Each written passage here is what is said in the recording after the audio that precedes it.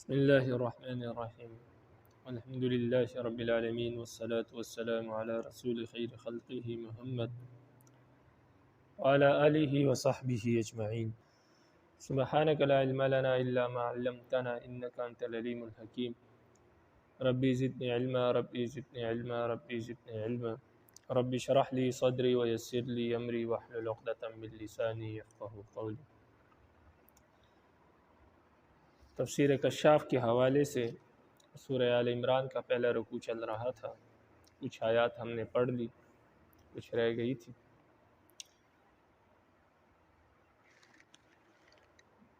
فرماتے ہیں کہ ان اللہ لا یخفی علیہ شیء فی الارض ولا فی السماء، زمین و آسمان میں کوئی چیز ایسی نہیں جو اللہ پر مخفی ہے،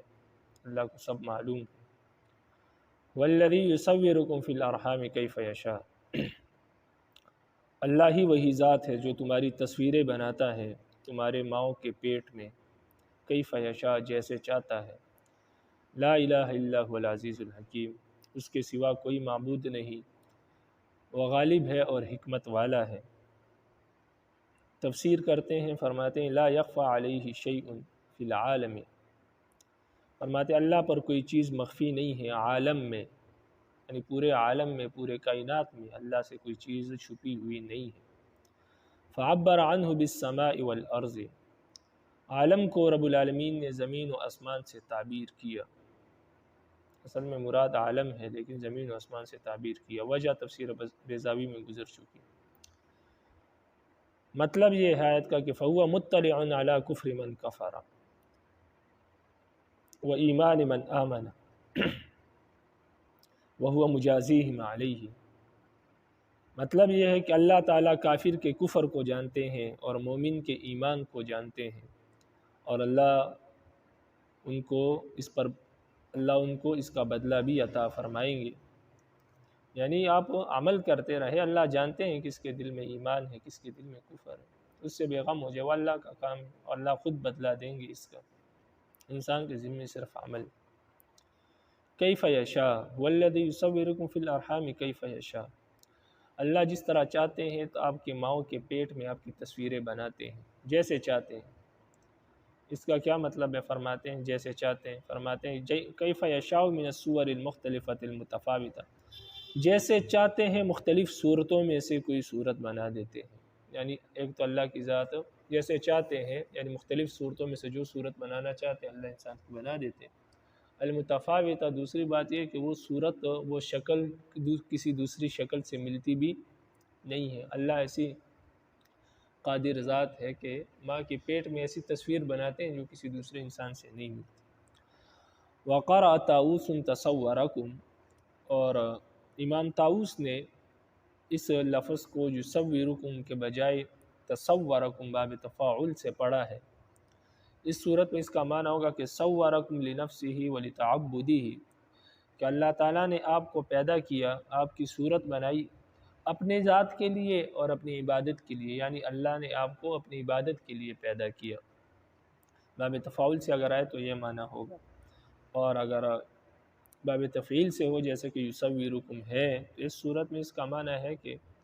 اللہ نے پیدا کیا، کس مقصد کے لیے پیدا کیا؟ وہ بہت سارے مقاصد ہے، کسی چیز کے لیے پیدا کیا ہوگا، لیکن اگر باب تفاعل سے ہو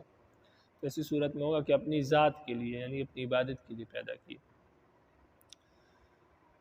اس کی مثال ایسی ہے کہ قول کا، جیسے آپ کہتے ہیں کہ اصلت مالا اذا جعلتہ اصلا، اصلتا یعنی ای اصلا، جب آپ مال کو بنیاد قرار دیتے ہیں اور مال حاصل کرتے ہیں تو اس وقت آپ کہتے ہیں اصلت مالا، میں نے مال حاصل کیا، یعنی مقصد آپ کا مال حاصل کرنا ہوتا ہے۔ وہ مال جس مقصد کے لیے بھی آپ حاصل کریں وہ مقصد آپ ذکر نہیں کرتے، آپ کا مقصود صرف مال ہے کہ مال آئے، چاہے بے شک آپ نے اس کو جمع کرنا ہے، اپنی ذات پر نہیں لگانا ہے تب بھی، تو اس صورت میں آپ مطلق کہتے ہیں اصلت مالا، میں نے مال حاصل کی۔ لیکن جب آپ مال حاصل کرتے ہیں اپنی ذات کے لیے خاص، تاکہ اس سے اپنی ذات کو پالوں، میری ذات کے کام آئے، تو اس صورت میں آپ کہتے ہیں کہ تأصلت مالا، تأصلت ہوں، یعنی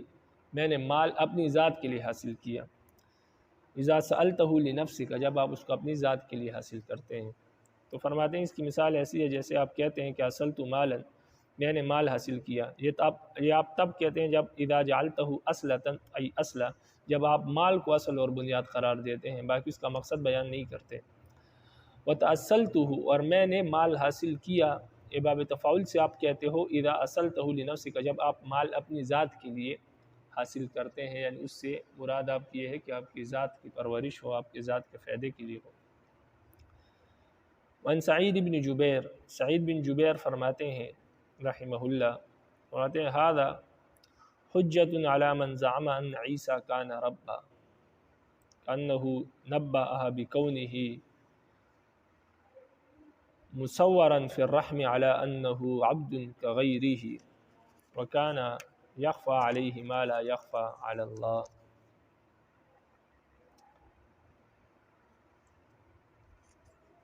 فرماتے ہیں سعید بن جبیر فرماتے ہیں کہ یہ آیت عیسائیوں کے خلاف حجت ہے، یعنی نصارہ اور عیسائیوں کے خلاف حجت ہے، جنہوں نے کہا تھا کہ عیسیٰ رب ہے، گویا کہ اس نے تنبیہ کی ہے کہ مصور تصویر بنانے والے کا باپ نہیں ہوتا۔ یعنی یہ جو آیت ہے یہ عیسائیوں کے خلاف حجت ہے، اس لیے کہ عیسائی کہتے ہیں کہ عیسیٰ علیہ السلام رب ہے، تو اللہ نے تنبیہ کر دی، یعنی وہ اس لیے کہتے ہیں کہ عیسیٰ علیہ السلام رب ہے اس لیے کہ اللہ نے بغیر باپ کی اس کی تصویر ماں کے رحم میں بنائی، تو اس کا مطلب ہے کہ جب اس کا کوئی باپ نہیں ہے عیسیٰ علیہ السلام کا، تو اللہ ہی خود ان کے باپ ہے، کیونکہ انہوں نے تصویر بنائی رحم میں۔ تو اللہ نے اس بات پر تنبیہ کی اور فرمایا کہ جس طرح رب العالمین نے عیسیٰ علیہ السلام کی تصویر بنائی ماں کے رحم میں، اس طرح دیگر مخلوق کی بھی بنائی۔ تو جس طرح دیگر مخلوق کی تصویر بنانے سے رب العالمین ان کا رب، ان کا باپ نہیں ہے، اس طرح عیسیٰ علیہ السلام کا بھی باپ نہیں ہے، اس لیے کہ عیسیٰ علیہ السلام کی بھی تصویر بنائی تو اس کے ساتھ ساتھ دوسرے لوگوں کی، تمام مخلوق کی بھی تصویر بنائی رحم میں۔ تو تصویر بنانے سے، تصویر بنانے والا جس کی تصویر بنائی جا رہی ہے اس کا باپ نہیں بنتا، مصور کا بھی باپ نہیں ہوتا تصویر کا۔ تو یہاں پر اگر آپ اس کو کہتے ہیں کہ عیسیٰ علیہ السلام کے والد ہے رب العالمین، نعوذ باللہ من ذالک، اس لیے کہ رب العالمین نے عیسیٰ علیہ السلام کی تصویر بنائی ماں کے رحم میں، شکل بنائی، تو پھر تو اللہ تعالیٰ نے تمام مخلوقات کی شکل بنائی، تو پھر تو اس سے یہ لازم ہے گا کہ رب العالمین تمام مخلوقات کے والد ہے، باپ ہے، حالانکہ یہ بات درست نہیں ہے۔ تو اس لحاظ سے یہ آیت جو ہے عیسائیوں کے خلاف حجت ہے، اور ان کو یہ تنبیہ کی گئی ہے کہ تصویر بنانے والا باپ نہیں ہوتا، اور جس طرح عیسیٰ علیہ السلام کی تصویر اور شکل بنائی اللہ تعالیٰ نے، اس طرح تمام مخلوقات کی بنائی۔ تو جس طرح تمام مخلوقات کے باپ نہیں ہیں، اس طرح عیسیٰ علیہ السلام کے بھی باپ نہیں ہیں۔ وَكَانَ يَخْفَى عَلَيْهِ مَا لَا يَخْفَى عَلَى اللَّهِ۔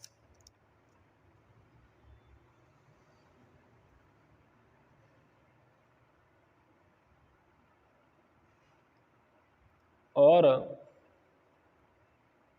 عیسیٰ علیہ السلام پر وہ باتیں پوشیدہ تھی جو اللہ پر پوشیدہ نہیں ہے۔ ان اللہ لا یخفی علیہ شیء فی الارض ولا فی السماء، مطلب یہ ہے کہ عیسائیوں کے خلاف یہ آیت نازل ہوئی تھی، تو فرمایا کہ عیسیٰ علیہ السلام رب نہیں ہے، اس لیے کہ بہت سی باتیں ایسی ہیں جس کو عیسیٰ علیہ السلام نہیں جانتے، لیکن اللہ جانتے تھے۔ تو اللہ وہ ہے جو اس پر کوئی چیز مخفی نہیں، ہر چیز کو جانتے ہیں۔ تو جو ذات یعنی عیسیٰ علیہ السلام جو ہر چیز کو نہیں جانتی، وہ رب نہیں ہو سکتی۔ رب اسی کو کہتے ہیں جو ہر چیز کو جانتے ہیں۔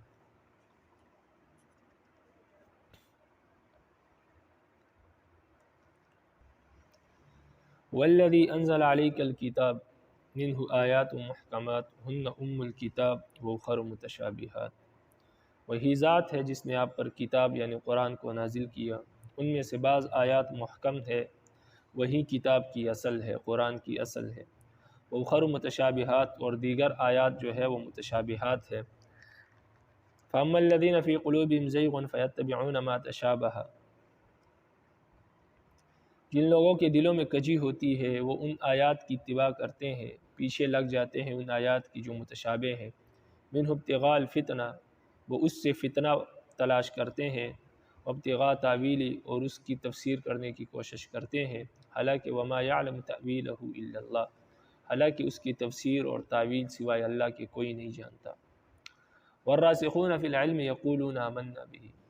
اور جو لوگ علم میں پختہ ہے وہ کہتے ہیں کہ ہم اس پر ایمان لائے۔ کل من عند ربنا، یہ تمام آیتیں ہماری رب کی طرف سے، چاہے وہ محکم ہے یا متشابہ ہے۔ وما یذکر الا اولو الالباب، اور نصیحت حاصل نہیں کرتے، یعنی قرآن سے نصیحت حاصل نہیں کرتے مگر عقل والے لوگ نصیحت حاصل کرتے ہیں۔ محکمات، فرماتے ہیں محکمات کا کیا مطلب ہے؟ فرماتے ہیں محکمات احکمت عبارتها بان حفظت من الاحتمال والاشتباہ، فرماتے ہیں محکم آیات سے وہ آیات مراد ہے جن کی عبارت پختہ ہے، مضبوط ہے، اس طور پر کہ اس میں مزید کسی احتمال کی اور اشتباہ کی گنجائش نہیں ہے، اس کا معنی بھی واضح ہے اور اس میں کوئی احتمال بھی نہیں ہو سکتا، یعنی کمی زیادتی کی بھی گنجائش اس میں نہیں ہے۔ وہ حکم جو اللہ نے دے دیا بس وہی ہے، اس میں کمی زیادتی نہیں ہو سکتی، اس کو آیات محکمات کہتے ہیں۔ متشابہات سے فرماتے ہیں متشابہات محتملات، متشابہات سے مراد وہ آیات ہے جن میں احتمال ہے، جن میں غور و فکر کر کے مزید کمی بیشی کی گنجائش ہوتی ہے۔ تو تفسیر بیضاوی کی طرف علامہ کشاف رحمہ اللہ، ان کے نزدیک بھی آیات متشابہات کی تفسیر لوگ غور و فکر کر کے، علماء غور و فکر کر کے جان سکتے ہیں، حالانکہ احناف کے نزدیک اس کی تعویل صرف اللہ کو معلوم ہے، جس طرح قرآن کہتا ہے۔ ہن ام الکتاب، ام الکتاب کا کیا مطلب؟ فرماتے ہیں ای اصل الکتاب، ام الکتاب کا مطلب ہے کہ یہ کتاب کی اصل ہے۔ تحمل المتشابہات علیہا وترد الیہا، مطلب یہ ہے کہ متشابہ آیات کو ان پر محمول کیا جائے گا اور انہی کی طرف لوٹایا جائے گا۔ مثال کے طور پر اگر کوئی آیت متشابہ ہے تو اور اس کی بات اور سمجھ میں نہیں آ رہی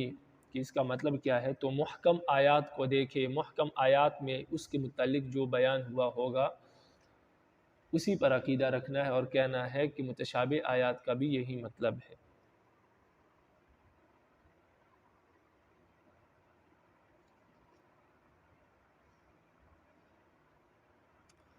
مثال اس کی یہ ہے کہ متشابہ آیات کو محکم آیات کی طرف لوٹایا جائے گا،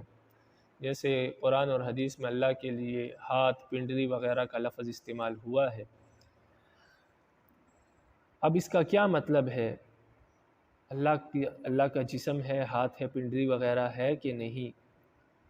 تو اب اس کا علم نہیں ہے، معلوم نہیں ہو رہا، کیونکہ یہ متشابہ آیات ہے، اس سے کیا مراد ہے؟ تو ہم محکم آیات کی طرف جائیں گے۔ جب ہم محکم آیات کی طرف جاتے ہیں تو ہمیں معلوم ہوتا ہے کہ رب العالمین کی ذات جسم سے پاک ہے، وہ جسم سے مبرہ ہے۔ اللہ نور السماوات والارض، رب العالمین کی ذات جو ہے وہ ایک نور ہے، نور۔ تو اس سے ہمیں معلوم ہوتا ہے کہ یہاں ہاتھ اور پنڈلی وغیرہ سے، وہ پنڈلی اور ہاتھ مراد نہیں ہے جس طرح انسانوں کا ہوتا ہے جو جسم ہوتا ہے، یہاں جسم مراد نہیں، اللہ جسم سے پاک ہے۔ تو اس سے پھر ان آیات یعنی جو متشابہ آیات ید اللہ وغیرہ کی پھر ہم تعویل کریں گے، ہم اس سے ہاتھ وغیرہ نہیں کہیں گے، ہم کہیں گے اس سے مراد اللہ کی قدرت ہے، اللہ کی طاقت ہے، تو یہ تعویل کریں گے، یا خاموش رہیں گے کہ نہیں اللہ کو معلوم ہے کہ اس سے کیا مراد ہے۔ ہم تو محکم آیات پر عمل کریں گے اور کہیں گے کہ اللہ جسم سے پاک ہے۔ تو یہ مطلب ہے کہ متشابہ آیات کو محکم آیات کی طرف لوٹایا جائے گا، یعنی متشابہ آیات کا معنی سمجھنے کے لیے محکم آیات کی طرف رجوع کیا جائے گا۔ فرماتے ہیں اس کی مثال یہ ہے کہ لا تدرکہ الابصار، آنکھیں رب کو نہیں دیکھ سکتی۔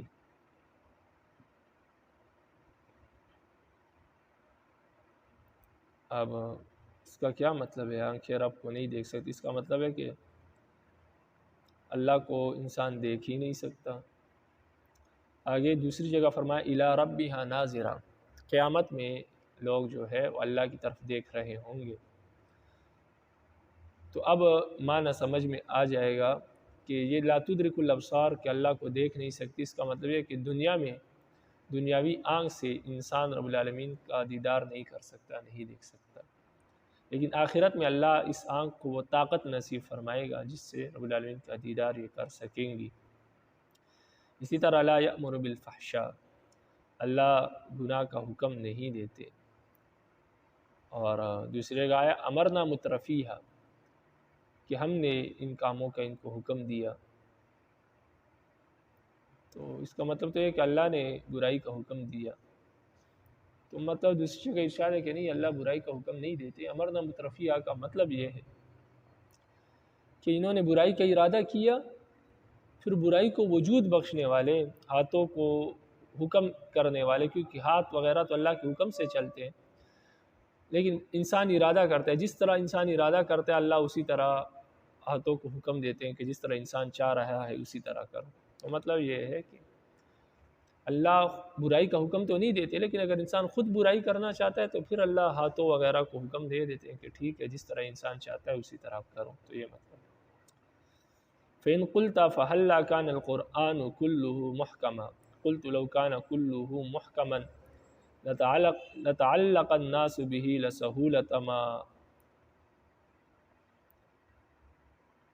لسهولة ما أخذه ولا عرضوا عما يحتاجون فيه إلى الفحص والتأمل من النظر والاستدلال ولو فعلوا ذلك لعطلوا الطريق الذي لا يتوصل إلى معرفة الله وتوحيده إلا به ولما في المتشابه من الابتلاء والتمييز بين الثابت على الحق والمتزلزل فيه ولما في تقاضح العلماء باتباعهم القرائح في استخراج معانيه ورده إلى المحكم من الفوائد الجليلة والعلوم الجميلة ونيل الدرجات عند الله، ولأن المؤمن المعتقد أن لا مناقضة في كلام الله ولا اختلاف إذا رأى فيه ما يتناقض في ظاهره وأهمه طلب ما يوافق بينه ويجريه على سنن واحد ففكر وراجع نفسه غيره ففتح الله عليه وتبين مطابقة المتشابه المحكم ازداد طمأنينة إلى معتقدة وقوة في إيقانه۔ صاحب کشاف نے اپنے طرز پر اس کی تشریح کی بات وہی ہے جو تفسیر بیضاوی میں گزر چکی کہ متشابہ آیات کا کیا مطلب ہے، تو وہ یہی تھا کہ اس میں علماء غور و فکر کر کے اور پھر اس سے مسائل نکال کے علماء کی فوقیت عام لوگوں پر ظاہر ہو جاتی ہے، کیونکہ عام بندے کی بس کی بات نہیں ہے کہ متشابہ آیات سے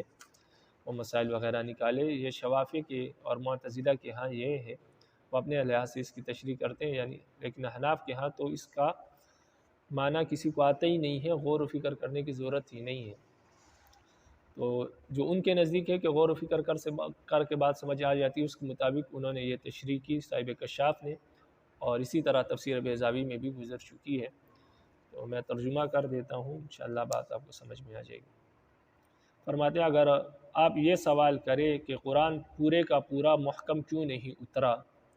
تو میں جواب دوں گا کہ اگر یہ سارے کا سارا محکم ہوتا تو لوگ آسانی سے اس کے ماخذ سے تعلق جوڑ لیتے، یعنی اس سے آسانی سے مسائل حاصل کر لیتے، لیکن ان کو تحقیق، سوچ و بچار، تدبر اور حجت جس کے وہ محتاج ہے کی ضرورت نہ پڑتی، یعنی وہ آسانی سے ماخذ لے لیتے اور ان کو تحقیق، سوچ و بچار، تدبر اور حجت اور مسائل نکالنے کی ضرورت نہیں پڑتی، یعنی ان تمام چیزوں کا انسان محتاج ہوتا ہے مسائل وغیرہ کا، لیکن اگر یہ سارے کا سارا محکم ہوتا تو پھر انسان کو سوچ و بچار، تحقیق اور تدبر وغیرہ کی ضرورت نہیں پڑتی، آسانی سے اس سے مسئلہ حاصل کر لیتے۔ اگر وہ ایسا کرتے، یعنی لوگ اگر ایسا کرتے، یعنی تمام قرآن محکم ہوتا اور لوگ آسانی سے مسائل حاصل کر لیتے، تو کہتے ہیں اگر وہ اس طرح کرتے تو اس راستے سے بھٹک جاتے جو اللہ کی توحید اور اس کی معرفت تک پہنچتا ہے،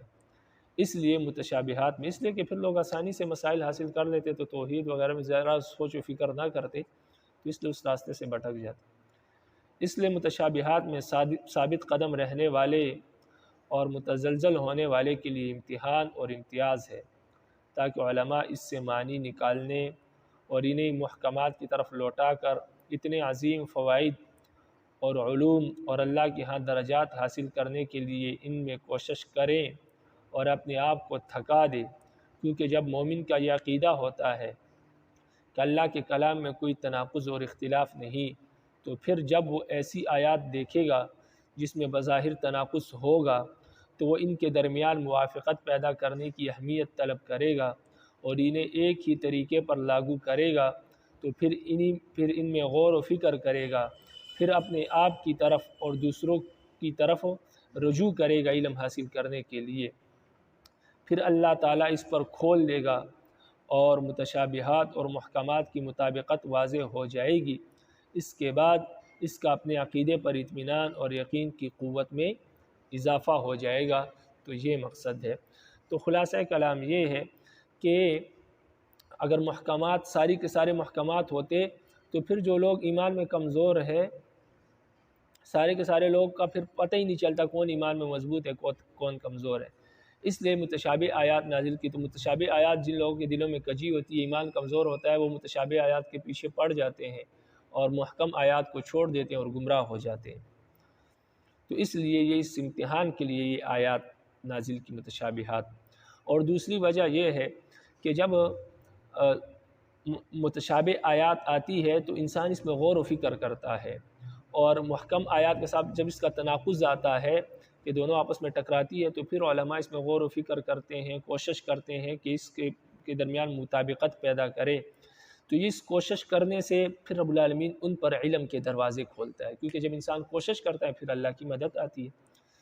تو جب اللہ کی مدد آتی ہے تو اس کو وہ بات سمجھ آ جاتی ہے، جب سمجھ آ جاتی ہے تو اپنا جو عقیدہ ہے، کیونکہ اس میں کوشش کی ہوتی ہے، جب کوشش کی ہوتی ہے تو پھر اس کی اہمیت زیادہ ہوتی ہے، تو عقیدہ اور بھی مضبوط ہو جاتا ہے۔ تو اس لیے یہ متشابہ آیات ذکر کی۔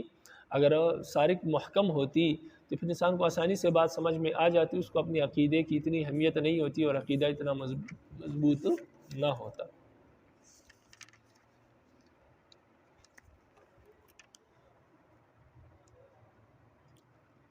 الذین فی قلوبہم زیغ، اس کی تفسیر کرتے ہیں کہ جن لوگوں کے دلوں میں کجی ہے، اس سے کون مراد ہے؟ فرمایا ہم اہل البدت، اس سے اہل بدعت مراد ہے کہ جن کے دل میں کجی ہوتی ہے اور وہ متشابہ آیات کی تفسیر کر کے لوگوں کو فتنے میں ڈالتے ہیں۔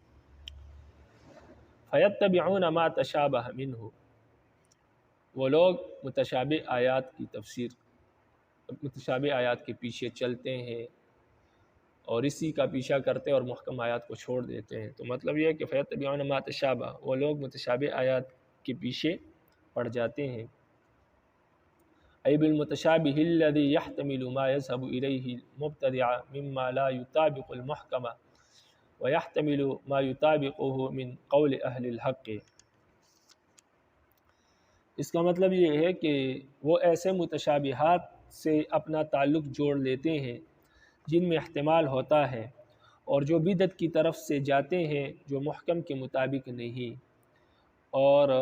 جب وہ اہل حق کے قول سے مطابقت کرتے ہیں تو وہ احتمال کرتے ہیں۔ یعنی اہل بدعت لوگ جو ہے یہ متشابہ آیات سے اپنا تعلق جوڑتے ہیں، اس طرف چلتے ہیں اور اس سے اپنے باطل عقائد کو ثابت کرتے ہیں، گمراہ کن نظریات کو ثابت کرتے ہیں۔ تو یہ اہل بدعت لوگ ان آیات میں ایسی تفسیر کرتے ہیں جو محکم آیات کے مطابق نہیں ہوتی ہے، حالانکہ متشابہ آیات کی وہی تفسیر معتبر ہے جو محکم کے موافق ہو، اور جو اہل حق ہے وہ اس کی وہ تفسیر کرتے ہیں جو متشابہ کے جو محکم آیات کے مطابق ہوتی ہے، اور اسی کی یہ اور متشابہ آیات کی وہی تفسیر معتبر ہے جو محکم آیات کے مطابق ہو، وگرنہ جو محکم آیات کے مطابق نہ ہو، اپنی مرضی کے مطابق ہو جیسے اہل بدعت کرتے ہیں، تو ان کی یہ تفسیر جو ہے درست نہیں ہے۔ اس کی مثال یہ ہے کہ جیسے بعض لوگوں نے کہا کہ اللہ کا بھی جسم ہے جس طرح انسان کا جسم ہے، اور ید اللہ وغیرہ اس طرح کی آیات سے انہوں نے یہ ثابت کرنے کی کوشش کی کہ دیکھو اللہ خود کہتے ہیں کہ اللہ کا ہاتھ، اللہ کی پنڈلی، تو ایسے فرقے کو مجسمہ کہتے تھے۔ اس طرح اور بھی فرقے ہیں جنہوں نے متشابہ آیات سے اپنے مقاصد کو حاصل کرنے کی کوشش کی اور کر رہے ہیں۔ تو رب العالمین نے قرآن میں فرمایا کہ یہ اہل بدعت جو ہے یہ متشابہ آیات کے پیچھے پڑ جاتے ہیں اور اپنے باطل عقائد کو ثابت کرتے ہیں اور ایسی تفسیر کرتے ہیں، ایسے احتمال نکالتے ہیں جو محکم آیات کے مطابق نہیں ہوتے، اور جو احتمالات محکم آیات کے مطابق ہوتے ہیں اہل حق اسی کے مطابق اس کی تفسیر کرتے ہیں۔ ابتغاء الفتنہ، یہ لوگ متشابہ آیات کے پیچھے کیوں پڑ جاتے ہیں؟ اہل بدعت متشابہ آیات سے اپنا تعلق کیوں جوڑتے ہیں، اس کے پیچھے کیوں پڑتے ہیں؟ تو اللہ اس کی وجہ بھی بتا رہے ہیں، فرماتے ہیں طلبا ان یفتنوا الناس عن دینہم ویضلوہم، یہ لوگ متشابہ آیات کے پیچھے پڑتے ہیں اس وجہ سے تاکہ لوگوں کو ان کے دین کے بارے میں فتنے میں ڈالا جائے اور لوگوں کو گمراہ کیا جائے۔ وابتغاء تأویلی، اسی طرح ایک تو یہ متشابہ آیات کے پیچھے پڑتے ہیں فتنہ بپا کرنے کے لیے، اور اسی طرح اس کی تفسیر بھی کرتے ہیں، تفسیر بھی تلاش کرنے کی کوشش کرتے ہیں کہ ہم اس کی تفسیر کر لیں، کوئی ایسی تفسیر کرے جو ہماری چاہت کے مطابق ہو۔ تو فرماتے ابتغاء تأویلی، ان کے دل میں کجی ہوتی ہے، یہ متشابہ آیات کے پیچھے پڑتے ہیں، فتنہ تلاش کرتے ہیں اور اس کی تفسیر تلاش کرتے ہیں۔ اس کا مطلب فرماتے ہیں یہ ہے کہ وَطَلَبَ أَن يُؤَلُّوا تَأْوِيلَ الَّذِينَ يَشْتَهُونَ، فرماتے اس کا مطلب یہ ہے کہ وہ متشابہ آیات کی ایسی تفسیر کرتے ہیں جو ان کی چاہت کے مطابق ہوتی ہے، اور متشابہ آیات کی ایسی تفسیر کرنا جو چاہت کے مطابق ہو یہ جائز نہیں۔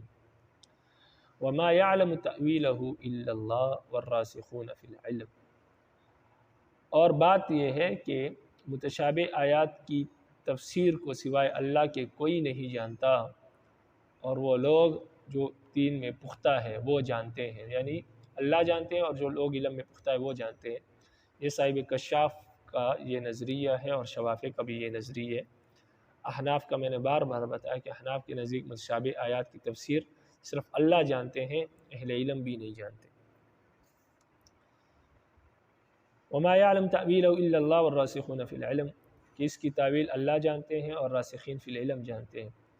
أي لا يهتدي إلى تأويله الحق الذي يجب أن يحمل عليه إلا الله وعباده الذين راسخوا في العلم، رسخوا في العلم، فرماتے اس کا مطلب یہ ہے کہ متشابہ آیات کی صحیح تفسیر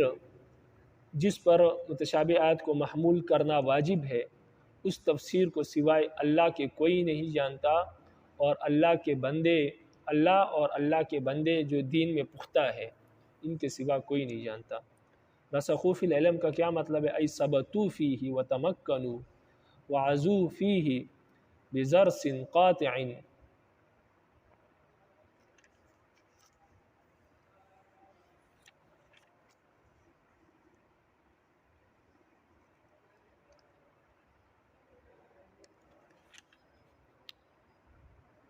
فرماتے ہیں کہ اور اس کے بندے جو علم میں راسخ ہے، یعنی جو اس میں ثابت قدم ہے، پختہ کار ہے، وہ اس کو پختگی سے تھام لیتے ہیں، یعنی ان آیات کو اور اس کی تفسیر کو پختگی سے تھام لیتے ہیں، اچھے انداز میں اس کی تفسیر کرتے ہیں، کیونکہ وہی لوگ اس کی تفسیر جانتے ہیں اور اللہ جانتے ہیں۔ یہ تو ہو گئی معتزلہ اور شوافے کے ہاں اس کی تفسیر۔ ابھی احناف کے نزدیک جو اس کی تفسیر ہے وہ کرتے ہیں، فرماتے وَمِنْهُمْ مَنْ يَقِفُ عَلَى قَوْلِهِ إِلَّا اللَّهُ وَيَبْتَدِئُ وَالرَّاسِخُونَ فِي الْعِلْمِ يَقُولُونَ آمَنَّا بِهِ، فرماتے ہیں کہ بعض لوگ وہ ہے جو إِلَّا عَلَى اللَّهِ پر وقف کرتے ہیں، یعنی وَمَا يَعْلَمُ تَأْوِيلَهُ إِلَّا اللَّهُ، کہ اللہ کے سوا کوئی اس کی تفسیر نہیں جانتا، وہ الا اللہ پر وقف کرتے ہیں۔ اور نیا جملہ، نیا کلام والراسخون فی العلم سے شروع کرتے ہیں، یعنی والراسخون فی العلم کو مبتدا قرار دیتے ہیں، یقولون آمنا بھی اس کی خبر ہوتی، تو والراسخون فی العلم سے نیا جملہ شروع کرتے ہیں. وَيُفَسِّرُونَ الْمُتَشَابِهَ بِمَا اسْتَأْثَرَ اللَّهُ بِعِلْمِهِ وَبِمَعْرِفِ الْحِكْمَةِ فِيهِ مِنْ آيَاتِهِ كَعَدَدِ زَبَانِيَ وَنَحْوِهِ.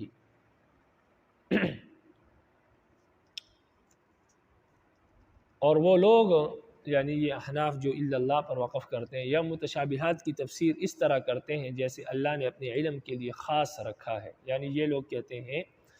کہ یہ متشابہ کا علم صرف اللہ کو ہے خاص طور پر، اس کے علاوہ کسی کو نہیں.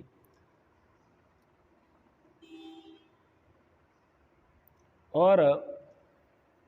وہ کہتے ہیں کہ متشابہات سے مراد اللہ کی حکمت کو جاننا، کیونکہ اللہ کی حکمت کو اللہ ہی جانتے ہیں. اور اسی طرح جیسے جہنم کے داروغوں کی تعداد اور اس کی مثال اور بہت ساری چیزیں ہیں، وہ متشابہات سے یہ چیزیں لیتے ہیں جو صرف اللہ کے علم میں ہے، اللہ کی معرفت میں ہے. تو وہ چیزیں فرماتے ہیں کہ ان سے متشابہات سے یہ مراد ہے، جیسے اللہ کا ہاتھ، جہنم کے داروغے کتنے ہیں، قیامت کب آئے گی، دنیا کب تک باقی رہے گی. تو حناف کے نزدیک یہ مراد ہے متشابہات سے کہ اس کو سوائے اللہ کے کوئی نہیں جانتا. بے شک انسان علم میں جتنا بھی پختہ ہو، ان کو ان آیات کا مطلب معلوم نہیں.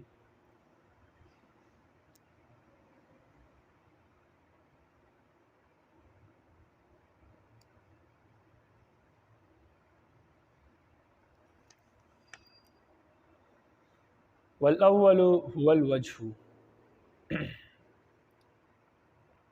صاحب کشاف اپنے ذوق کے مطابق کہتے ہیں کہ پہلی والی تفسیر زیادہ راجح ہے، پہلی والی تفسیر زیادہ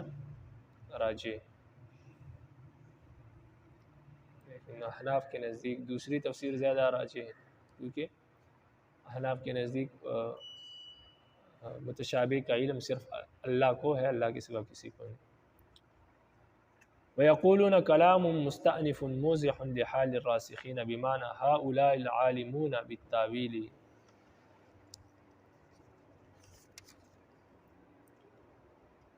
اور کہتے ہیں کہ نیا کلام راسخین کی حال کی وضاحت کرتا ہے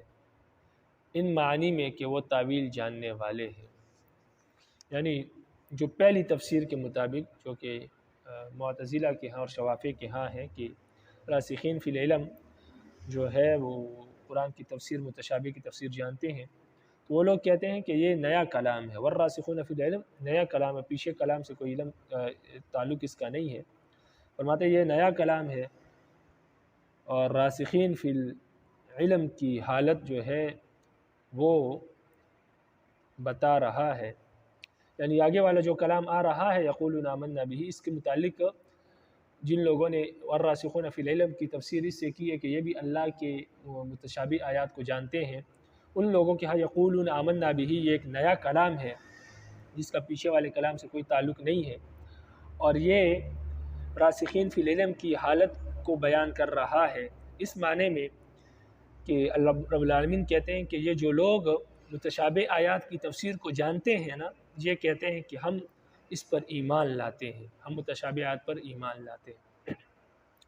لیکن احناف کے نزدیک یہ نیا کلام نہیں ہے، یہ پیچھے والے کلام والراسخون فی العلم سے اس کا تعلق ہے، اور یہ خبر بن رہا ہے والراسخون فی العلم کے لیے. اور کلام یقولون آمنا بہ سے شروع نہیں ہو رہا، کلام والراسخون فی العلم سے شروع ہو رہا ہے. لیکن جو لوگ کہتے ہیں کہ والراسخون فی العلم جو ہے اس کا الا اللہ سے تعلق ہے،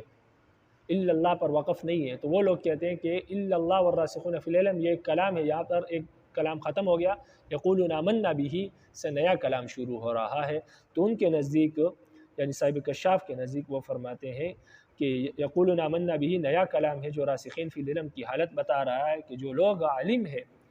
جو لوگ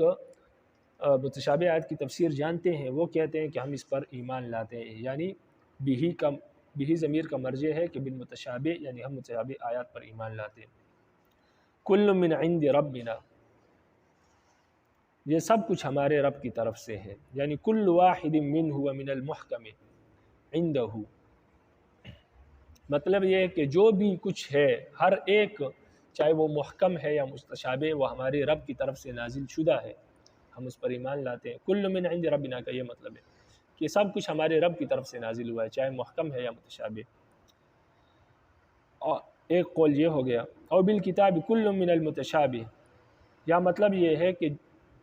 کتاب میں جتنے بھی متشابہ آیات ہیں یہ ہماری رب کی طرف سے، اس لیے ہم اس پر ایمان لاتے ہیں۔ دوسرا قول ہو گیا، یا تو متشابہ اور محکم دونوں مراد ہے، یا صرف متشابہ مراد۔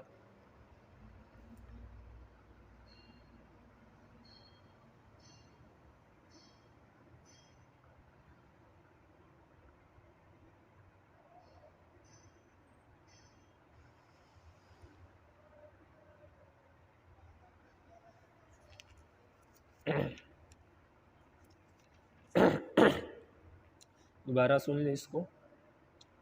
فرماتے ہیں کل من عند ربنا ای کل واحد منہ ومن المحکم من عندی، فرماتے ہیں ہر ایک چاہے متشابہ ہو یا محکم اللہ کی طرف سے ہے، اور یا یہ ہے کہ بالکتاب کل من متشابہ ومحکمہ من عند اللہ الحکیم الذی لا يتناقض کلامہ ولا یختلف کتابہ، اور یا یہ مطلب ہے کہ کتاب میں، اس کتاب میں یعنی قرآن میں جتنے بھی متشابہ اور محکم آیات ہیں یہ اللہ کی طرف سے ہے، جو کہ حکمت والا ہے، اس کے کلام میں ٹکراؤ نہیں ہے، تناقض نہیں ہے، اور اس کی کتاب میں اختلاف نہیں ہے، آپس میں ٹکراؤ وغیرہ نہیں ہے، جس طرح دیگر کتابوں میں ہوتا ہے۔ آپ کسی کی بھی کتاب اٹھائے تو اس میں آپس میں کئی جگہ ٹکراؤ آ جائے گا، لیکن اللہ کی کتاب میں نہ ٹکراؤ ہے نہ اختلاف ہے آپس میں، جو بات ایک مقام پر ہے دوسرے مقام پر بھی وہی بات ہے، لیکن بعض اوقات انسان کو سمجھنے میں غلطی واقع ہو جاتی ہے، وہ سمجھتا ہے کہ اس میں تناقض ہے، تو تناقض نہیں ہے حقیقت میں۔ وما يذکر الا اولو الالباب، اور نصیحت حاصل نہیں کرتے مگر عقل والے۔ فرماتے ہیں مدح للراسخین بلقاء الذہن وحسن التأمل ويحجون ان يكونوا، فرماتے ہیں وما یذکر الا اولو الالباب، یہ جو جملہ ہے یہ راسخین فی العلم کی تعریف کے لیے ہے کہ وہ اپنا ذہن خوب گھماتے ہیں اور اچھی طرح سوچ و بچار کرتے ہیں، تب متشابہ آیات سے وہ نصیحت یا مسائل وغیرہ حاصل کر لیتے ہیں۔ تو یہ ان کی تعریف کے لیے ہے۔ صاحب کشاف کہتے ہیں کہ یہ راسخین فی العلم کی تعریف ہے، اس لیے کہ وہ خوب سوچ و بچار کرتے ہیں، اپنے ذہن کو استعمال کرتے ہیں، تب نصیحت حاصل کرتے ہیں۔ تو اللہ ان کی تعریف کر رہا ہے کہ عقل والے ہی نصیحت حاصل کرتے ہیں، یعنی جو لوگ اپنے عقل کو استعمال کرتے ہیں۔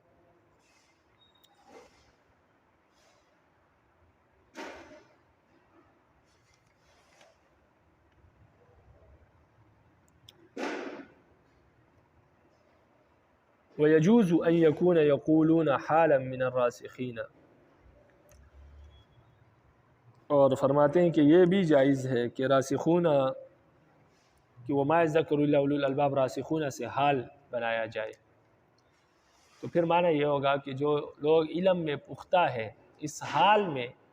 کہ وہ ان آیات سے نصیحت حاصل کرتے ہیں، جو لوگ راسخین فی العلم میں ان کی حالت یہ ہے کہ وہ قرآن مجید سے نصیحت حاصل کرتے ہیں۔ تو یہ بھی ہو سکتا ہے کہ یہ ان کی حالت بیان کی جا رہی ہے یا ان کی تعریف کی جا رہی ہے، دونوں ہو سکتے ہیں۔ آگے فرماتے ہیں وقرأ عبداللہ ان تاویلہ الا عند اللہ وقرأ ابی ویقول الراسخون، فرماتے ہیں عبداللہ نے اس کو اس طرح پڑھا ہے کہ اس کی تعویل صرف اللہ ہی کے پاس ہے، یعنی عبداللہ ابن مسعود نے، ان کا بھی یہی نظریہ ہے کہ اس کا علم، اس کی تفسیر صرف اللہ جانتے ہیں۔ اور ابی نے پڑھا ہے وَيَقُولُونَ الرَّاسِخُونَ، یعنی راسخین لوگ کہتے ہیں، انہوں نے الا اللہ کے بعد یقولون الراسخون ذکر کیا ہے، یعنی اس کی تعویل اللہ جانتے ہیں۔ وَيَقُولُ الرَّاسِخُونَ فی العلم، اور جو لوگ علم میں پختہ ہیں وہ کہتے ہیں آمنا بہ، ہم اس پر ایمان لائے، تو وہ بھی کہتے ہیں، یعنی ابی بن کعب اور عبداللہ بن مسعود کے ہاں اس کی تعویل اور تفسیر صرف اللہ جانتے ہیں۔ راسخین فی العلم صرف یہ کہتے ہیں کہ ہم اس پر ایمان لائیں، وہ جانتے نہیں ہیں اس کی تفسیر۔ اس طرح بھی اشارہ کر دی کہ عبداللہ ابن مسعود اور ابی ابن کعب جو بڑے قاری اور قرآن مجید کے ماہر ہیں، ان کے نزدیک راسخون فی العلم کی تعویل جو ہے متشابہ آیات کی تعویل راسخ فی العلم نہیں جانتے، صرف اللہ جانتے، اللہ کے سوا کوئی نہیں جانتا۔ آگے آخری 2 آیات رہ گئی ہیں، فرماتے ہیں ربنا لا تزغ قلوبنا بعد اذ هديتنا وهب لنا من لدنك رحمة انك انت الوهاب ربنا انك جامع الناس ليوم لا ريب فيه ان الله لا يخلف الميعاد۔ اے ہمارے رب، ہدایت دینے کے بعد آپ ہمارے دلوں کو نہ پھیرنا اور ہمیں اپنی طرف سے رحم عطا فرما، بے شک آپ ہی دینے والے ہیں۔ اے ہمارے رب، آپ ایک دن تمام لوگوں کو آپ جمع کریں گے تمام لوگوں کو ایک ایسے دن جس میں کوئی شک نہیں ہے، اور اللہ وعدے کے خلاف نہیں کرتا۔ ربنا لا تزغ قلوبنا، لا تزغ قلوبنا کا کیا مطلب ہے؟ فرماتے ہیں ای لا تبلنا بلایا تزیغ فیہا قلوبنا، مطلب اس کا یہ ہے کہ یا اللہ ہمیں ایسی آزمائشوں سے نہ آزمانا جس سے تو ہمارے دلوں کو ٹیڑھا کر دے، یعنی ہم پر ایسے آزمائشیں نہ ڈالنا کہ جن آزمائشوں کی وجہ سے ہم حق سے پھر جائیں، کیونکہ پھر جب آزمائش زیادہ آ جاتی ہے تو انسان آزمائش میں ہی مبتلا ہو جاتا ہے، دنیا کی طرف ہی رجوع ہو جاتی ہے۔ کمزور ایمان والے پھر اللہ کی طرف نہیں آتے، دین کی طرف نہیں آتے، تو فرمایا ایسی آزمائشوں میں نہ ڈالنا جن سے دین میں دوری ہو جائے، ہم حق سے پھر جائیں۔ ہاں یعنی فتنوں میں اور اس طرح کی چیزوں میں نہ ڈالیں، ہاں جس آزمائش میں آپ کی طرف رجوع ہو بے شک اس میں ڈالیں، اس میں کوئی مسئلہ نہیں، لیکن ایسی آزمائش میں نہ ڈالیں کہ جس سے ہم حق سے پھر جائیں، یہ مطلب ہے۔ بعد اذ ہدیتنا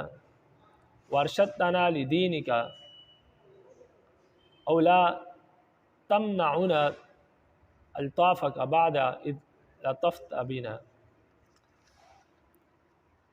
اس کا مطلب یہ ہے کہ تو نے ہمیں اپنی دین کی طرف ہدایت کی، جب تو نے ہم پر مہربانیاں کی ہے تو ہم پر ان مہربانیوں کو نہ روک، یعنی آپ نے ہمیں ہدایت دی اپنے دین کی،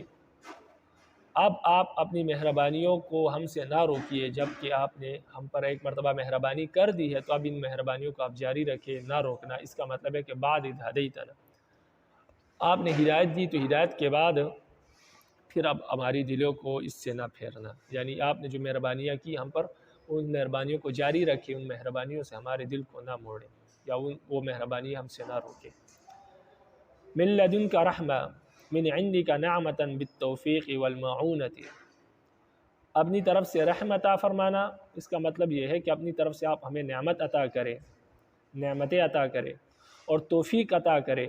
اور مدد عطا کریں، یعنی اپنی طرف سے مدد عطا فرمانا کہ ہم آپ کے دین کی سربلندی کے لیے کوششیں کریں اور اس پر عمل پیرا ہو، تو اس کی توفیق عطا فرمانا اور مدد نازل فرمانا، اور اسی طرح اپنی طرف سے نعمتیں بھی عطا فرمائے۔ وَقُرِئَ لَا تُزِغْ قُلُوبَنَا بِالتَّاءِ وَالْيَاءِ وَرُفِعَ الْقُلُوبُ، فرماتے ہیں کہ لا تزغ قلوبنا تا کے ساتھ بھی آیا ہے، اور لا یزغ یا لا یزغ قلوبنا، یعنی یہ 4 طرح یہ آیا ہے۔ لا تزغ قلوبنا با کے فتح کے ساتھ، با پر زبر ہے، ہمارے دلوں کو نہ پھرنا، ولا یزغ قلوبنا یا کے ساتھ بھی قلوب کے فتح کے ساتھ، اور لا تزغ قلوبنا اس طرح بھی آیا ہے، اور ولا یزغ قلوبنا اس طرح بھی آیا ہے، تو یہ 4 طرح پڑھا گیا ہے۔ فرماتے ہیں لا تزغ قلوبنا بالتاء والیاء ورفع القلوب، فرماتے ہیں کہ لا تزغ قلوبنا تا اور یا کے ساتھ بھی آیا ہے، اور قلوب کو رفع یعنی پیش بھی دیا گیا ہے، ضمہ بھی دیا گیا ہے، تو اس طرح یہ 4 حالتیں بن جاتی ہیں۔ لا تزغ قلوبنا، لا یزغ قلوبنا ولا تزغ قلوبنا ولا یزغ قلوبنا۔ جامع ربنا انک جامع الناس لیوم، آپ لوگوں کو جمع کریں گے ایک دن، ای تجمعهم لحساب یوم او لجزاء یوم، قول تعالی یوم یجمعکم لیوم الجمع۔ جامع للناس لیوم کا کیا مطلب ہے فرماتے ہیں، اس کا مطلب یہ ہے کہ اللہ آپ انہیں حساب اور جزا کے دن جمع کریں گے، یعنی اللہ تعالیٰ لوگوں کو حساب اور بدلے کے دن کے لیے جمع کریں گے، جیسے اللہ تعالیٰ کا قول ہے یوم یجمعکم لیوم الجمع، ایک دن اللہ آپ کو جمع کرنے کے دن یعنی قیامت کے دن جمع فرمائیں گے۔ وقرئ جامع الناس علی الاصل،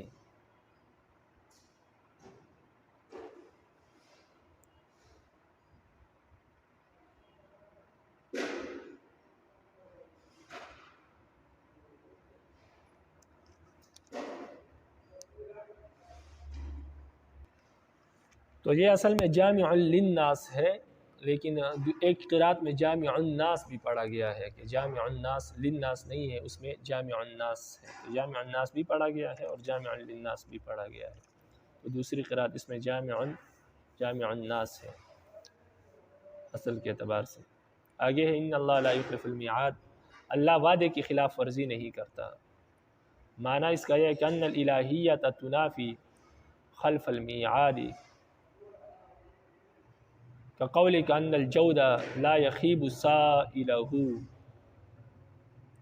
فرماتے ہیں اس کا معنی یہ ہے اللہ وعدے کے خلاف نہیں کرتا، اس کا معنی یہ ہے کہ اللہ کی الوہیت یہ وعدے کی خلاف ورزی کے منافی ہے،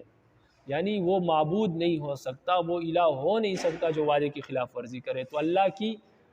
الوہیت اور اللہ کا رب ہونا یہ اس بات کے منافی ہے کہ وعدہ خلافی ہو یا اللہ وعدہ خلافی کرے، اس لیے کہ جو وعدہ خلافی کرے وہ رب ہو نہیں سکتا۔ جیسے کہ آپ کہتے ہیں کہ سخی آدمی مانگنے والے کو کبھی رسوا نہیں کرتا، کبھی اس کو خالی ہاتھ نہیں لوٹاتا، اس لیے کہ اس کے سخاوت کے خلاف ہے کہ وہ کسی کو خالی ہاتھ لوٹائے، اس کی سخاوت اس کو اس پر مجبور کرتی ہے کہ ہر ایک کو دے، اس کی سخاوت اس بات کے منافی ہے کہ کسی کو خالی ہاتھ لوٹائے، اس طرح اللہ کی الوہیت اس بات کے منافی ہے کہ وہ خلاف ورزی کرے، اور جو سائل کو خالی ہاتھ لوٹا دے وہ سخی نہیں ہو سکتا، اسی طرح جو وعدہ خلافی کرے وہ رب نہیں ہو سکتا، الہ نہیں ہو سکتا۔ آگے فرمایا والمیعاد، میعاد فرماتے ہیں کہ الموعد، میعاد کہتے ہیں وعدے کو، میعاد وعدے کو کہتے ہیں کہ اللہ وعدے کی خلاف ورزی نہیں کرتا۔ قرأ علی رضی اللہ تعالی عنہ لن تغنی بسکون الیاء وهذا من الجد في استثقال الحركة على حرف اللین۔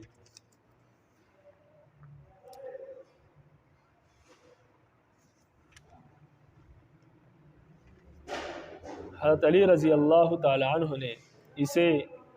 لتغنی یا کے سکون کے ساتھ پڑھا ہے، اس کا قاعدہ ہے کہ حرف لین پر حرکت کا بوجھ ڈالنا۔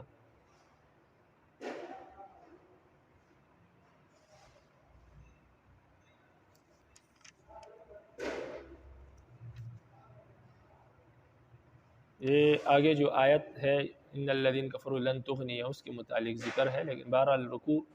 لا یخلف المیعاد پر ختم ہو گیا ہے کہ والمیعاد کا معنی ہے الموعد، وعدہ، یعنی اللہ وعدے کے خلاف نہیں کرتا۔ وہ کچھ پڑھا سنا رب